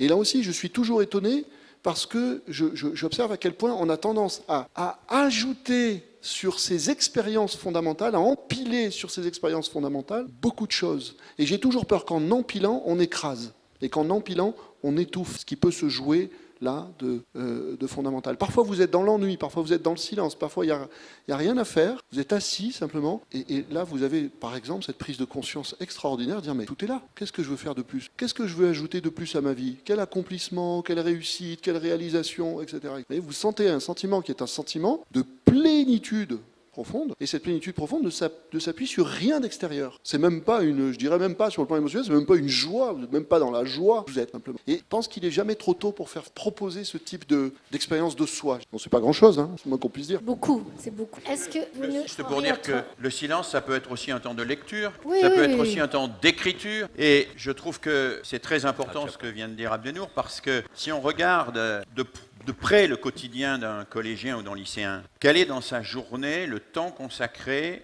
à ce qu'on pourrait vraiment appeler le travail personnel de l'intelligent? Lire, comprendre, écrire, réfléchir, méditer. Il y a très peu de temps pour ça. Il est soumis en permanence à une espèce de suractivité qui ne lui permet pas nécessairement de le faire. Et donc je crois que là, Abdenour touche un point très important qui est la gestion de la temporalité et d'une temporalité qui a des respirations. Sauf que pour beaucoup d'enseignants, et j'ai fait très longtemps de la formation d'enseignants, il y a un paradoxe qui est difficile à gérer, c'est que quand on passe dans le couloir et qu'on voit un enseignant qui est là, il y a des petits groupes qui travaillent, il va de l'un à l'autre, il fournit... et qu'on discute avec l'enseignant à la fin, il vous dit « je ne suis pas sûr d'avoir rempli mon contrat ». Parce que dans sa tête, implicitement, l'enseignant n'a rempli son contrat que quand il a fait cours. D'où cette idée que faire classe, c'est faire cours. Mais on peut faire classe en donnant à lire, en donnant à écrire, en donnant à réfléchir, en donnant à méditer, etc. Et s'il y a un point qui me paraît absolument fondamental aujourd'hui, c'est l'écriture. On n'écrit plus en classe. En classe primaire, on coche des cases dans des photocopies, on remplit des phrases inachevées, dont le secondaire, on renvoie systématiquement l'écriture à la maison. On n'apprend même pas aux élèves, ou très peu, à prendre des notes. Mais l'écriture longue, l'écriture précise, l'écriture qui est ce travail avec une matière qui nous résiste, on n'y arrive pas, on cherche le mot juste, etc. Cette écriture-là, on la pratique peu finalement. Et j'avais mis une petite citation, je crois qu'elle est de Wittgenstein, peu importe, au-dessous de culture commune, qui pour moi est fondamental. Wittgenstein dit penser, c'est chercher le mot juste. Il dit pas c'est trouver, il dit c'est chercher. Mettre les gens en situation permanente de chercher le. Quand tu dis ça, tu dis quoi et on cherche. Et ça, c'est la stimulation de la pensée dans ce que ça a de formateur, je crois, de l'intelligence. Juste Henri, tu voulais compléter avant qu'on puisse passer avec la salle. Moi, évidemment, c'était les 16-18 ans au lycée que la vertu, la valeur de l'engagement me paraît extrêmement important. Donc j'ai mis le journal des liens, ça c'est un petit clin d'œil à certains journalistes là. Journal des liens, c'est quoi? C'est qu'on voit tous les jours, même parfois en première page des très grands journaux français, des informations contradictoires. C'est-à-dire vous avez une photo entre les incendies, par exemple, actuels, qui déplore la situation climatique, et juste à côté, je l'ai encore vu la semaine dernière, la rubrique économie, première page, dit c'est extraordinaire, croissance 6% l'année prochaine en Europe, etc. Donc, au fond, c'est faire comprendre que les savoirs sont liés. La politique, c'est d'abord lier les savoirs et montrer les points mêlés, les points vifs dans la société. Donc le journal des liens, c'est au fond l'idée que ces lycéens reprennent les infos et les mettent en contradiction, les mettent que nos journalistes aujourd'hui, malheureusement, nos journaux, la plupart, et je le dis quasiment toujours, ne font ce travail de lien entre les informations. Et du coup, on est dans une situation qui dépolitilise les faits. Voilà. Ça, c'est un journal des liens qui me paraît intéressant. On pourrait mettre la phrase, puisqu'il y a la phrase de Wittgenstein, on pourrait mettre en exergue la phrase de Bossuet, Dieu se rit des personnes, des gens qui déplorent les effets, qu'ils chérissent les causes. On n'a jamais été autant dans cette situation. On déplore tous les situations dramatiques, environnementales, sanitaires, etc. Mais on continue l'énorme majorité à en vénérer les systèmes économiques actuels. Donc c'est vraiment ce travail des lycéens subtil entre les faits, les relations, etc. Je pense que c'est vital. L'autre chose, donc c'est toujours engagement, expérimentation. C'est un truc que j'ai appelé l'atelier des invisibles. C'est au fond la modernité finissante est quand même marquée par la magie, le singulier et la matière. Et c'est faire travailler les lycéens sur la question des liens et des invisibles. Et ça peut prendre plein de choses différentes. Ça, c'est aussi, on peut travailler à 2, 3, 4, 5 lettres. Ça peut être une poignée de terre, ça peut être une feuille, ça peut être un savoir, ça peut être un arbre, ça peut être un ciel. Et chacun va, pendant quelques semaines, quelques mois, la temporalité, va travailler là-dessus, va comprendre que, je ne sais plus qui disait que dans une poignée de terre, il y a plus de nutriments que d'êtres humains dans la totalité. Donc, va travailler sur qu'est-ce qui se passe, eh bien les interdépendances, eh bien les hybridations, eh bien les liens qui sont invisibles. Renouer avec cette question des invisibilités, des minuscules et des pluralités. Et qu'est-ce que ça donnerait, ça? Et là, je vais faire une conjugaison de ce que disait Latour, le Parlement des choses, vous avez peut-être entendu parler de ça, et le Parlement des liens qu'on a fait. Le Parlement des choses, c'est au fond, chaque petit groupe va défendre. L'un, une étoile qu'il a choisie, l'autre, une poignée de terre, le troisième, une feuille, le quatrième, un savoir, le cinquième, peut-être un animal, et va le défendre et en montrer au fond toutes les ramifications. Ils vont exercer, expérimenter les interdépendances, les hybridations, et donc se mettre eux-mêmes dans le cœur d'un vivant qu'ils ne soupçonnaient parfois pas. C'est une expérience et c'est un acte pour moi profondément politique. Je rejoins là-dessus, alors je n'ai peut-être pas beaucoup de temps, mais sur la grammaire des existences, c'est exactement la même. Je ne sais plus qui a évoqué hier, Patrick, la question du langage. Comment articuler un langage aujourd'hui qui dise les interdépendances? Ça, c'est quelque chose de vital, c'est quelque chose d'éminemment créatif. Les lycéens peuvent aussi s'approprier cette trajectoire. Comment on dit un monde qui change? C'est à eux de le dire. Nous, éditeurs, on est parfois très surpris de recevoir des textes de gamins de 18 et 20 ans qui parlent comme le PS dans les années 75. Je me souviens très bien, on a reçu un manifeste politique de gamins de 20-25 ans, c'était Glavany, c'était le PS des années 75.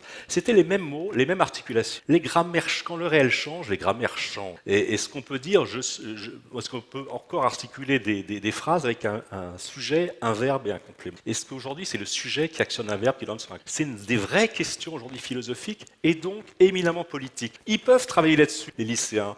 Et enfin, rugby, c'est un clin d'œil pour Abdo. Et enfin, l'œuvre d'art. L'idée de l'œuvre d'art, c'est la trajectoire d'une année. C'est dire que dans cette classe, on sait très bien qu'une classe est articulée autobus, vous appelez ça les classes-bus. Bon. Et ben à la fin de l'année, le projet de la classe, c'est comment les enfants, les lycéens vont reconstituer leur espace. Ils se sont exposés dans cet espace, leur créativité, leur sensibilité, leur intelligence, leur peur, leur angoisse. Et de cette exposition, ils vont faire l'œuvre de la classe, c'est de faire de leur classe une œuvre d'art. Par des sons qu'ils vont récolter, par des dessins, par des reconsidérations, par exemple des places, etc. Et ce sera l'œuvre d'art finale de leur année, leur trajectoire, c'est de reconsidérer cet espace dans lequel ils ont vécu, les expressions, les émotions qu'ils ont vécues, ils vont les exprimer par des sons, etc. Voilà. C'était un peu donc moi plus sur la question de l'expérimentation et du politique. Bon, je ne parlerai pas du théâtre parce qu'on va pas s'en...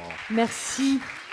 Oui, on sent que ça trépigne dans la salle. On va vous donner la parole. Abdenour, un dernier vraiment, mot. 3 petites choses rapides, mais en 1 minute. Je me suis permis donc d'ajouter respiration là-bas. Je l'ai mis au pluriel parce que c'est toujours bien de ne pas respirer qu'une fois. Deuxième chose, je réagis à la phrase. Alors je sais pas. En effet, on ne sait pas si c'est Wittgenstein. Penser, c'est chercher le mot juste. Moi, je dirais que vivre, c'est chercher l'être juste. Et là, il y a vraiment une finalité dans la quête du juste. Si j'étais bouddhiste, je dirais le penser juste, l'agir juste à chaque instant, qui je dirais, donne une belle ligne de vie, nous donne une belle ligne de vie à nous, les êtres humains, sans enfermer rien dans aucune doctrine, parce que cet être juste se cherche pour chacun d'entre nous à chaque instant. Troisième point, troisième chose, c'est ce que tu disais, Henri, qui m'y fait penser, et c'est un peu pour boucler la boucle. Tu as parlé de Bruno Latour et du Parlement des choses. Donc que nous fassions, je dirais, les avocats des choses qui ne peuvent pas parler, ou tout au moins dont on ne comprend pas le langage. Pour moi, ça, c'est le berger. C'est pour ça que je boucle la boucle. Pour moi, c'est le berger. Parce que s'il y a une grandeur, je dirais, dans ce que peut faire l'être humain dans le monde, c'est témoigner.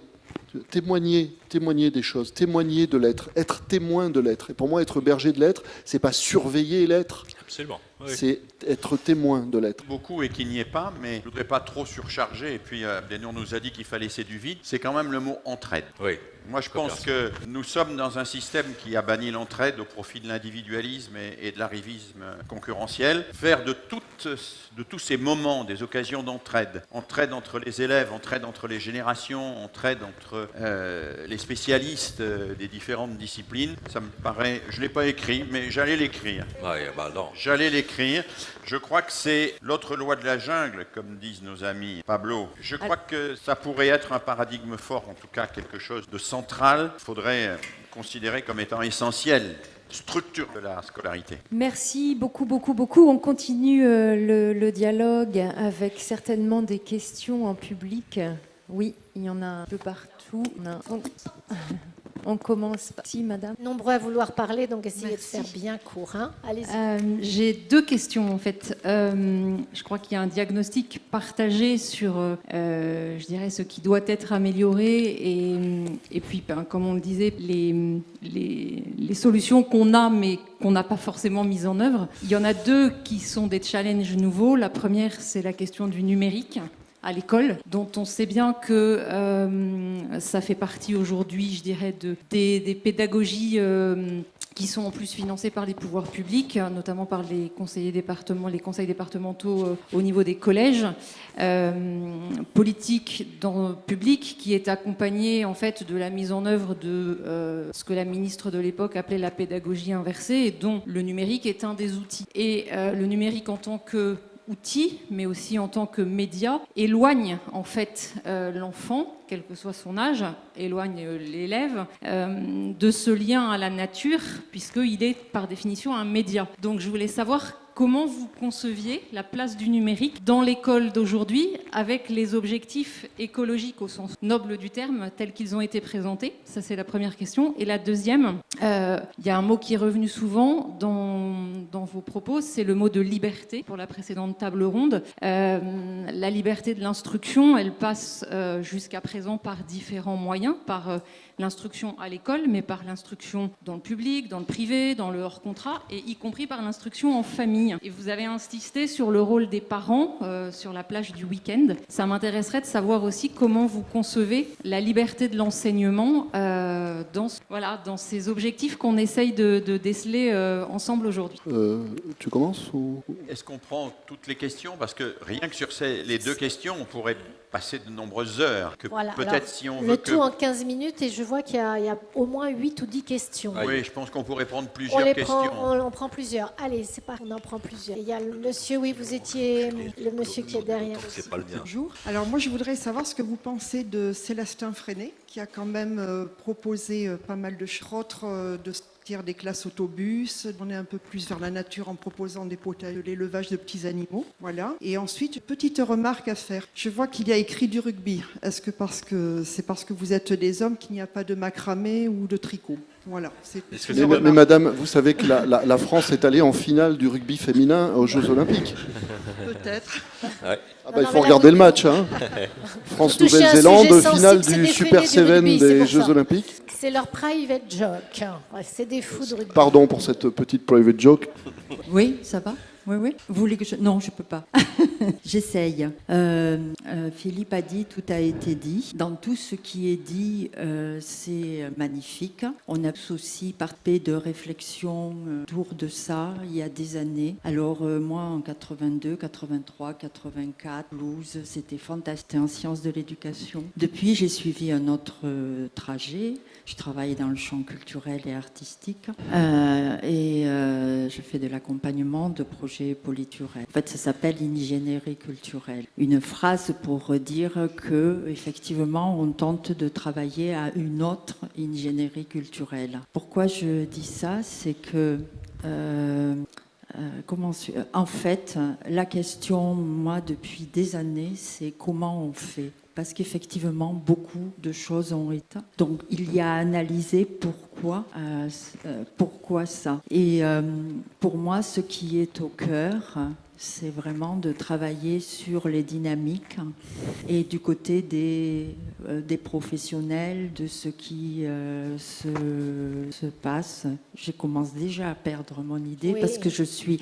Alors, si je résume, C'est gentil, là-dessus, en fait, c'est comment, en fait, la réflexion se fait avec les autres. On travaille avec la notion de poétique et politique de la relation. Parler de relions-nous. Maintenant, quand on démarre, nous, on est en ingénierie culturelle, c'est être des experts, on a des tas d'idées. En fait, le travail se fait en analyse de pratique, c'est pour dire que c'est effectivement le travail se fait avec l'autre, avec toutes les personnes, qu'en même temps c'est très cadré, que c'est pas un travail simplement de diction, mais l'urgence, c'est vraiment le comment. Le comment et l'autre relation à l'autre, c'est-à-dire toutes les plus belles choses, si elles sont pensées dans cette même dynamique, et encore une fois, j'honore comment ça a été fait aujourd'hui par rapport à ce que moi je dirais la blessure d'hier et de comment, travaillant dans le réel, nous n'avons pas été lus dans le cercle. Mais il y a vraiment une réflexion urgente à de suite mettre en expérimentation avec des cadres très approfondis, que les gens le vivent, avec ce qu'on dit pour l'enfant,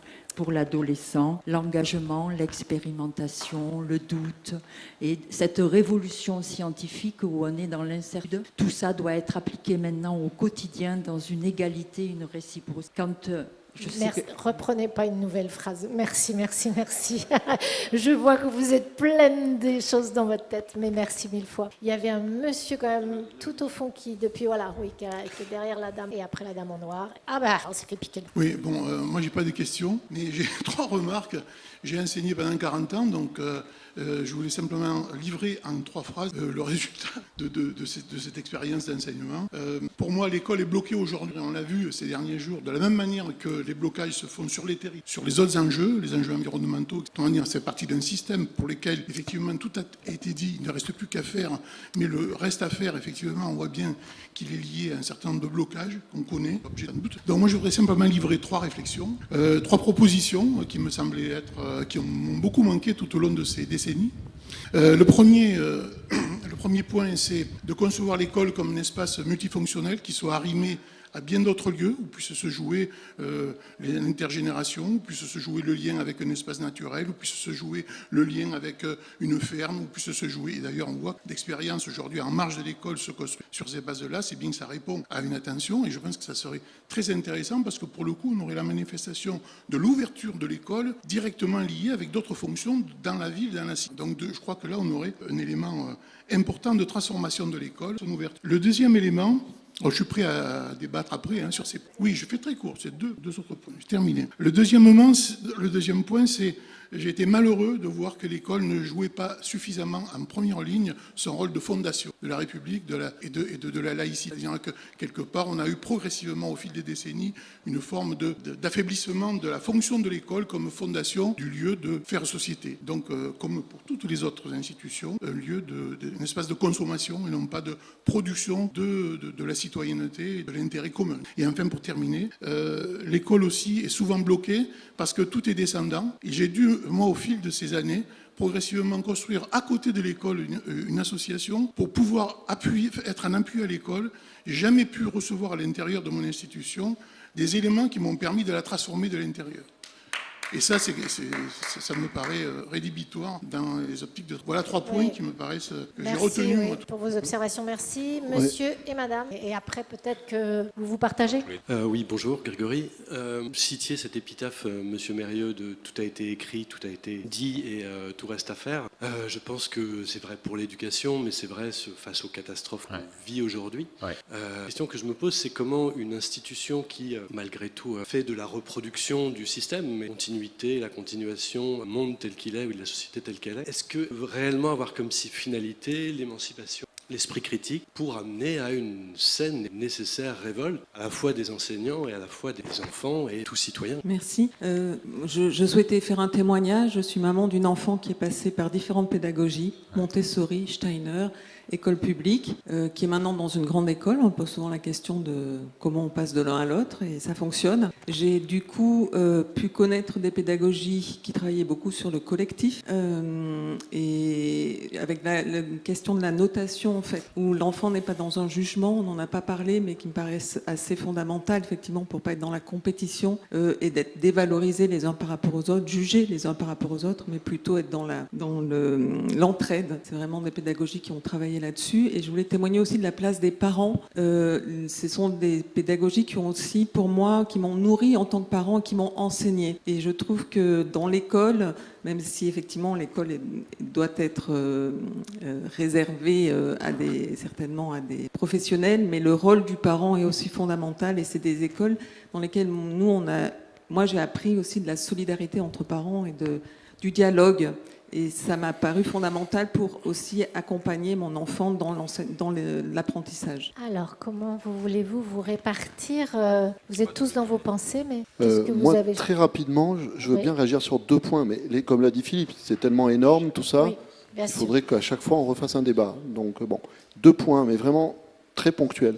Sur la question de la laïcité, monsieur, j'ai fait partie de l'équipe qui a rédigé la charte de la laïcité à l'école en 2013. On a repris le collier sur ces questions. Alors pas toujours de manière heureuse, parce que selon les saisons ministérielles, ce sont aussi des saisons idéologiques sur la laïcité qui sont au pouvoir. Mais l'école a retrouvé un cap, me semble-t-il, et elle essaie de le garder. Voilà, vaille que vaille, sur un sujet qui est éminemment sensible, sur un sujet qui est éminemment clivant et sur lequel, je crois, aujourd'hui en France, à peu près personne n'est d'accord. Premier point. Deuxième point, le comment on fait. Madame parlait d'ingénierie, etc. Comment on fait? Moi, je vois 2 leviers. Je le dirais surtout là, à partir de ma position institutionnelle. Même si, encore une fois, je ne suis pas là en qualité d'inspecteur général, mais en tant que philosophe. Mais ce que j'observe, c'est que le levier politique est extrêmement important, le choix des politiques publiques. Et puis, peut-être de manière encore plus pérenne et encore plus déterminante, le levier de la formation. Le levier de la formation. C'est-à-dire que toutes les idées qu'on a agitées là ce soir, moi, je voudrais être sûr que, au moins une fois par mois, chaque professeur de France participe à ce type de débat, à de discussions de fond sur l'école, sur les finalités de l'école, sur le fait que l'école se débat depuis un siècle avec cette idée qu'elle est faite pour l'émancipation, mais qu'elle n'arrive à produire que de la reproduction, comme vous le disiez, monsieur. Est-ce que c'est un manque de sincérité? Est-ce que c'est un manque de moyens?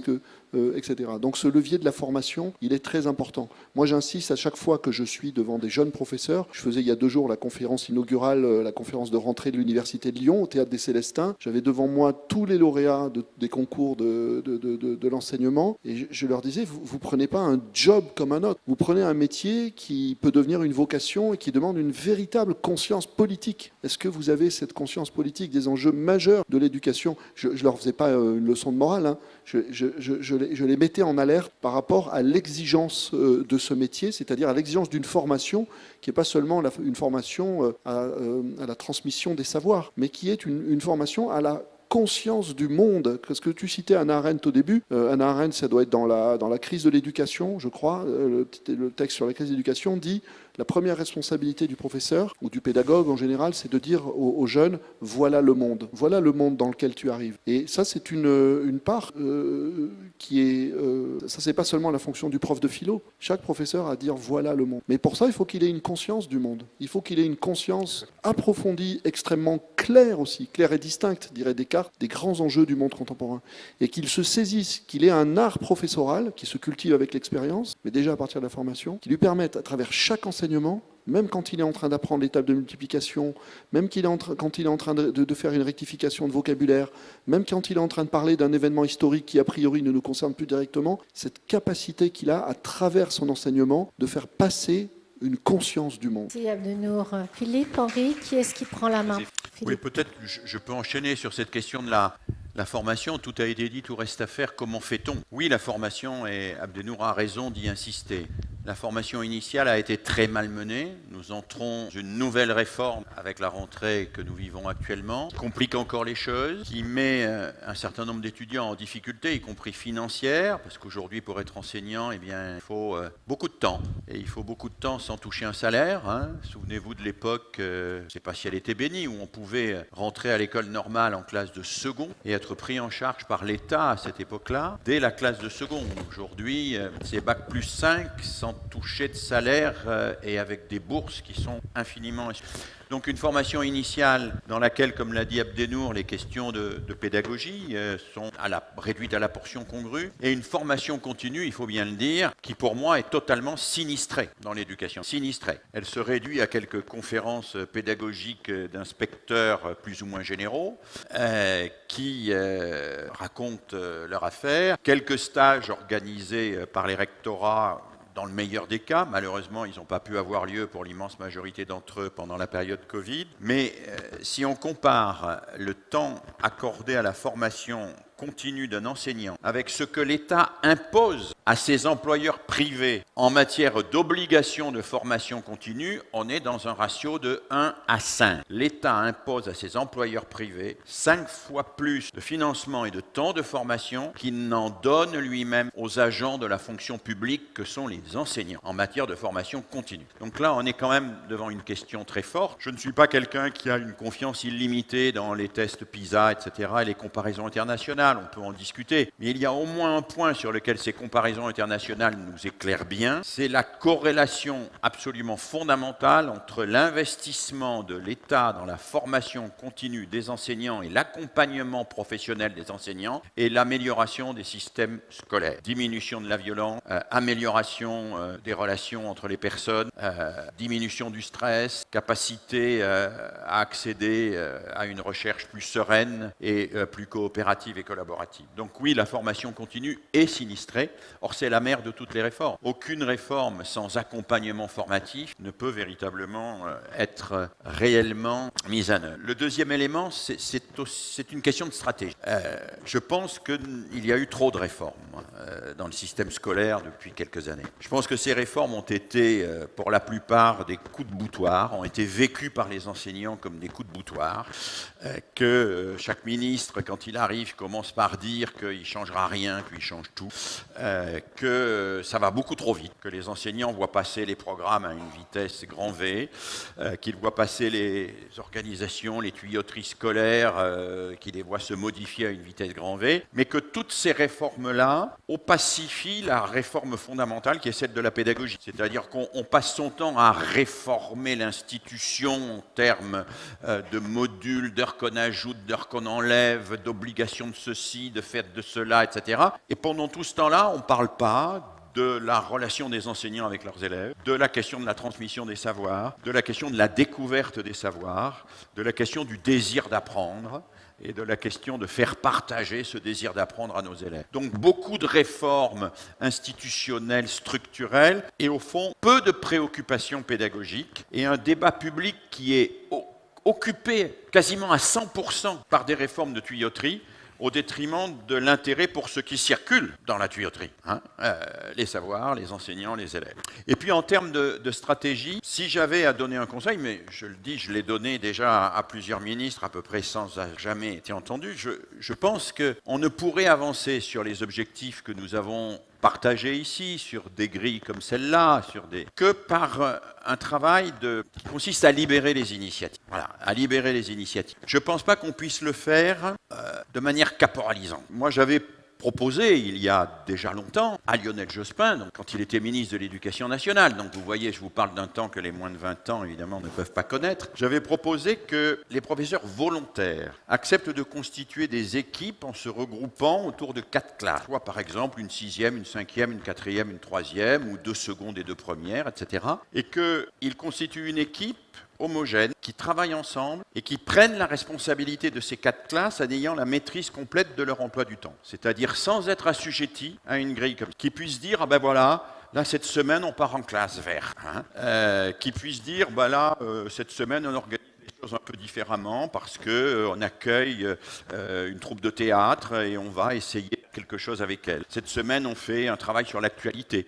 Ce qui n'empêche pas passer 2 semaines à bachoter si c'est nécessaire avant le brevet des collèges ou avant ceci. Mais en laissant aux enseignants l'initiative d'inventer les modalités, d'inventer collectivement les modalités qui permettent d'atteindre les finalités que nous avons partagées. Alors cette proposition, elle n'est pas en l'air en réalité. Elle s'appuie sur des travaux de recherche assez consensuels, sur ce que nous appelons dans notre jargon, excusez-moi, c'est vraiment du jargon, les unités pédagogiques fonctionnelles. On sait aujourd'hui qu'une école de 100 à 150 élèves, ou une unité pédagogique dans une école de 100 à 150 élèves, c'est-à-dire dans un grand lycée, construire une unité, 150 élèves, 10 adultes ou 12 adultes qui ont en charge précisément ces 150 élèves et qui travaillent avec ces 150 élèves en ayant de la souplesse et en pouvant ajuster les emplois du temps, en pouvant connaître les individus d'une manière un peu précise, on sait que ça marche. Toutes les enquêtes et toutes les recherches montrent que ça marche. J'ai même honte de le dire, il y a une grande enquête aux États-Unis qui montre que ça surdétermine complètement les finalités idéologiques de l'école. C'est-à-dire que ce soit des libertaires,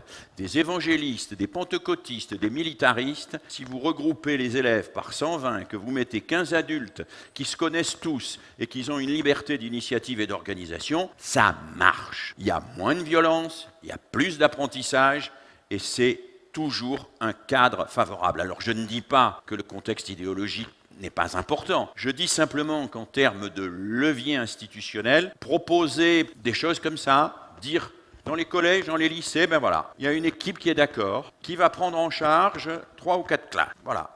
Et ils connaîtront tous les élèves. Ce ne sera pas comme c'est dans la plupart des lycées. Dans la plupart des lycées, il n'y a pas d'isomorphisme entre l'équipe de profs et l'équipe des élèves. Le prof de français, il a 4 classes, le prof de maths, il en a 5, mais ce n'est pas les mêmes classes. Donc personne, c'est une fragmentation absolument insupportable. Personne ne peut faire l'unité.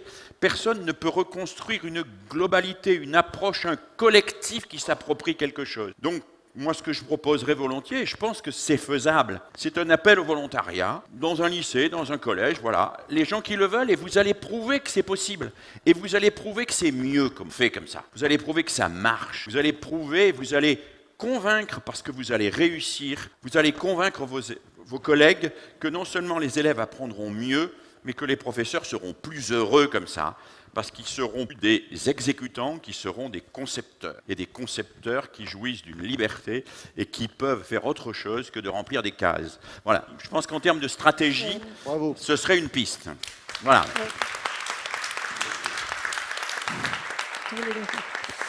Bon, on est vraiment dans le rouge depuis déjà pas mal de temps, ça clignote et avec Hélène, on a ça en face. Donc on va devoir se quitter et vous remercier vraiment très très très très vivement. Vous dire que la journée n'est pas finie. Jean-Philippe Piron, philosophe, dialoguera avec moi tout à l'heure à la Croisière pour les Chroniques du Vivant. Et puis ensuite, vous avez le film de Cyril Dion à 21h. Donc 19h, on vous attend à la Croisière. On compte vraiment sur vous. Et 21h, le film de Cyril. Merci à vous.